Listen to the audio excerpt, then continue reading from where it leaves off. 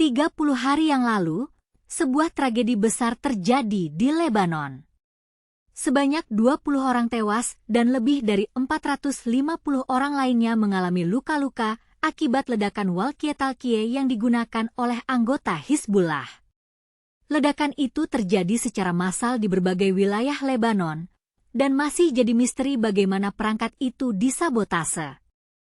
Perusahaan Jepun, Ichom, langsung melakukan penyelidikan setelah laporan media menyebut perangkat radio dua arah atau walkie-talkie yang memiliki logo mereknya meledak secara massal di Lebanon.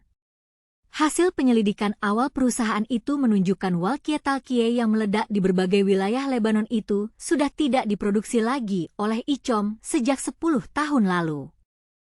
Tapi, bagaimana walkie-talkie itu bisa digunakan secara luas di Lebanon, terutama oleh anggota-anggota Hizbullah?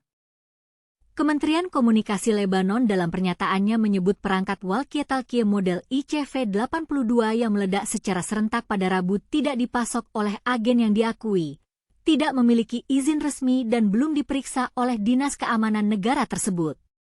Ichom dalam penjelasannya menegaskan pihaknya telah berhenti memproduksi walkie-talkie model ICV-82 sekitar 10 tahun lalu. ICV-82 merupakan radio genggam yang sebelumnya diproduksi dan diekspor, termasuk ke Timur Tengah, dari tahun 2004 hingga Oktober 2014.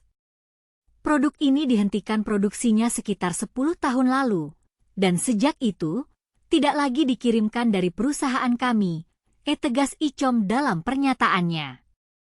Tapi, mengapa walkie-talkie itu masih bisa digunakan oleh anggota Hizbullah? Apakah ada pihak lain yang terlibat dalam produksi atau distribusi walkie-talkie itu? Dan bagaimana dengan pagar yang juga meledak di Lebanon? Siapa yang memproduksi atau membuatnya? Pagar yang meledak bermerek Gold Apollo asal Taiwan. Namun pendiri sekaligus presiden perusahaan, Xu Qingkuang, mengatakan pagar itu dibuat perusahaan lain yang memiliki lisensi menggunakan mereknya.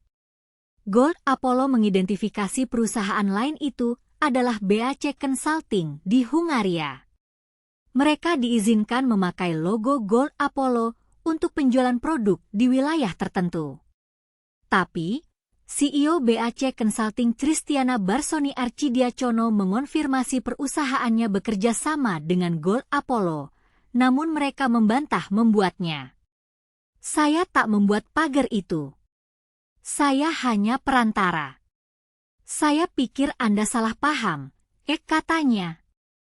Lalu, siapa yang sebenarnya memproduksi atau membuat pagar itu? Dan bagaimana dengan walkie-talkie yang meledak di Lebanon?